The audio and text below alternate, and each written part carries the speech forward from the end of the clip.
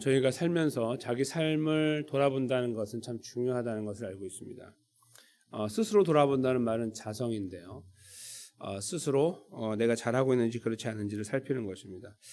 자성은 누군가에 의해서 이루어지지 못합니다. 누가 옆에서 조언을 해주거나 지적을 할 수 있지만 그 지적에 의해서 우리 스스로가 불편한 마음을 갖게 된다면 그것은 그 자체로 큰 문제가 아닐 수 없습니다. 회복의 가능성을 찾기가 어렵죠. 그러나 어떤 누군가의 지적이 우리 안에 들어와서 우리를 힘들게 만들기 시작하면서 그것이 상대방을 향한 불평과 불만으로 표출되지 않고 우리가 스스로를 돌아볼 수 있는 기회를 삼는다면 그건 복된 것입니다. 그건 지혜로운 것입니다. 그런 사람 찾기가 참 어렵죠. 왜냐하면 우리는 먼저 인간의 본성이 나와서 당신이 어떤 기준으로 나를 평가하느냐라고 우리가 되받아칠 수밖에 없는 연약한 존재이기 때문입니다. 그럼에도 불구하고 스스로를 살필 수 있다는 것은 만약에 그 자리에 있을 수 있다면 이것은 저는 예수님의 고통에 동참하는 매우 중요한 걸음의 한 내용이라고 본다고 말씀드리고 싶습니다. 오늘 말씀 내용이 바로 그것인데요. 실제로 이제 우리는 하나님 말씀 앞에서 이런 생각을 하지만 세상의 사람들도 반성에 대해서 굉장히 가치를 두고 있어요. 이제 그리스 철학자인 소크라테스가 이런 말을 했죠. 그러니까 이 말은 여러 가지로 번역이 되는데요. 일단 시험 받지 않는 삶은 살 가치가 없다 이렇게 말했어요. 여기서 말하는 시험은요, 내가 시험 들었다 그런 말이 아니고 테스트예요. 근데 이걸 정확하게 말하면 살핀다 그런 말입니다. 이그잼이라고 영어로. 그러니까 살피지 않는 삶. 이거 다른 말로 바꾸면 반성하지 않는 삶이에요. 반성하지 않는 삶은 살 가치가 없다 이렇게 말했어요. 왜 그렇게 심하게 말을 했냐면 당시 사람들, 그리스의 사람들이 그 문화 안에서 이제 성장하면서 2500년 전 정도 시간 옛날인데 어떤 저희하고 연결고리가 있냐면 그때 사람들의 가치관에 이게 있었어요. 잘 먹고 잘 사는 게 최고다. 명예와 명성을 누리는 것이 최고다.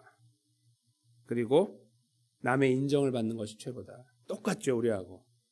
시간이 아무리 흘러도 인간은 똑같아요. 많이 갖고 많이 이루고 사람들의 존경을 받으면 최고라는 거예요. 동서고금, 서양이건 동양이건 다 똑같아요. 아프리카건 미국이건 다 똑같습니다.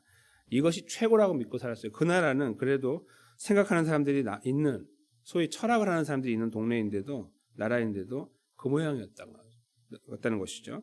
그러니까 그 안에서 이 소크라테스 같은 이제 머리를 쓰는 사람들은 야, 이거 완전 동물처럼 사는 거다 생각한 거예요. 이 삶은 가치가 없다는 거예요.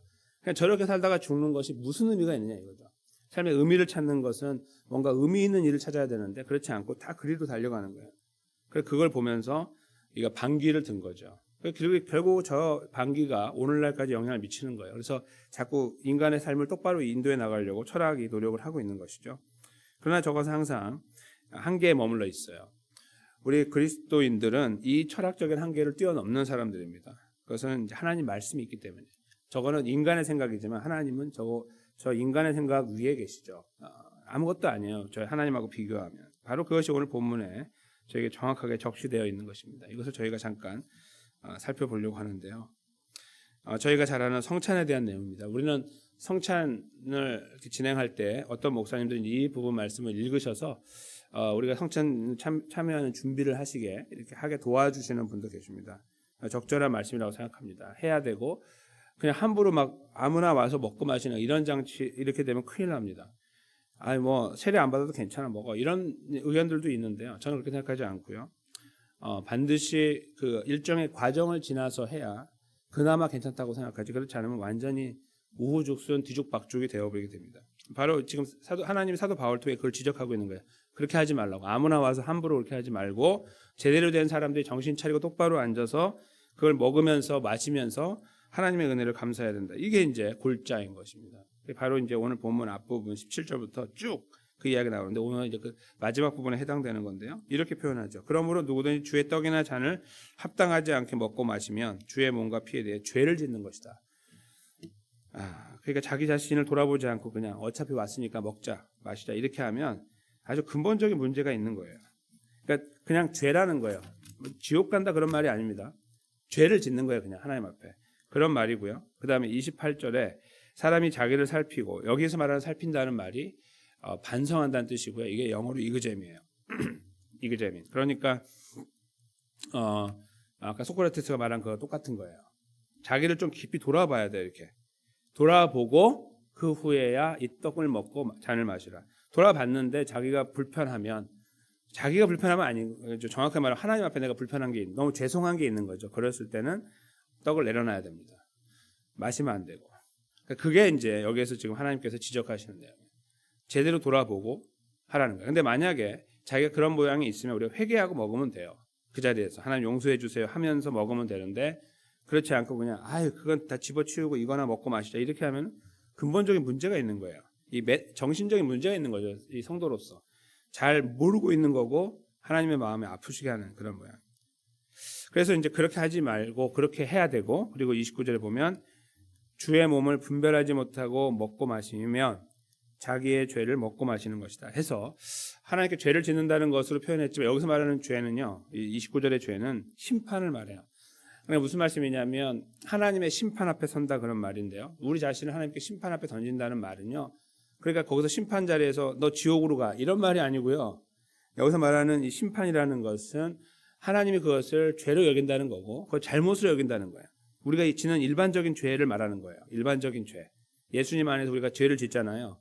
그 죄를 말하는 겁니다. 그러니까 우리는 성찬을 참여할 때 죄를 짓지 않도록 해야 된다. 다른 말로 하면 우리 자신을 반드시 살펴야 된다. 그리고 회개하고 돌아보면서 겸손하게 겸허하게 이 잔을 받고 떡을 먹어야 된다. 이것이 하나님께서 사도 바울을 통해 고린도 교회에 주시는 중요한 지적의 말씀이었던 것입니다.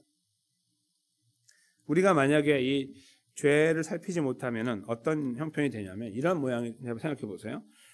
나는 예수님의 고난이 나를 위한 것으로 믿고 저는 항상 그 고난을 생각하면 마음이 아픕니다.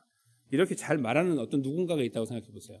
그 사람 보면 저 사람 참 예수님의 고난에 깊이 동참하려고 노력하는구나 하는데 성찬에 참여하는 모양을 딱 보고서 우리가 깜짝 놀라는 거예요. 저 사람이 저렇게 쉽게 참여하면 안 될 사람 같은데 라고 느끼는 거예요. 근데 거기서 그냥 자기 먹고 마시고 있어요. 말은 그렇게 하는데 그랬을 때 옆에 사람들이 그 사람을 바라보면 얼마나 많이 힘들겠습니까? 지금 여기서 만약에 고난에 동참하고 싶다라고 우리가 마음을 먹고 있다면 우리는 우리 자신을 살피는 것으로 그걸 대체할 수 있는 거예요. 우리를 깊이 살피는 것이 예수의 고통에 조금이라도 동참하는 거예요. 왜요? 나 같은 이 연약한 존재를 위해서 저 고통을 받으셨구나. 이렇게 연결하기 때문입니다. 그냥 고통은 고통이고 나는 나고 이렇게 생각하면 안 되고 내가 이 모양인데 하나님 나를 사랑하셨구나라는 생각을 하게 돼야 된다는 거예요. 그 생각으로 이어질 때 우리는 진정한 고통의 동참이 이루어져요. 예수님이 나를 위해 고통을 당하셨구나를 제대로 알게 되는 거예요. 그냥 고통 당하셨는데 나는 그냥 괜찮은 존재인데 그냥 구원받았구나 이렇게 생각하면은 예수님의 고통이 진정한 거기에 동참하지 못하고 수박의 겉만 핥고 있는 모양이 되는 것이죠. 오히려 그거보다 저런 말을 못해도 난 예수님의 고난에 동참하고 싶어요. 이런 말은 입으로 표현하지 않아도 우리 스스로가 하나님 앞에 설 때마다 기도의 자리에 있을 때마다 말씀을 읽을 때마다 찬양을 드릴 때마다 나 자신을 돌아보면 한없이 형편없는데 이런 존재를 위해서 저 십자가를 주셨구나를 생각하면 자연스럽게 그 고통 자리에 우리가 함께 있는 거예요. 가슴을 치고 있는 것이고 정말 감사가 거기서 나오게 되는 것이죠.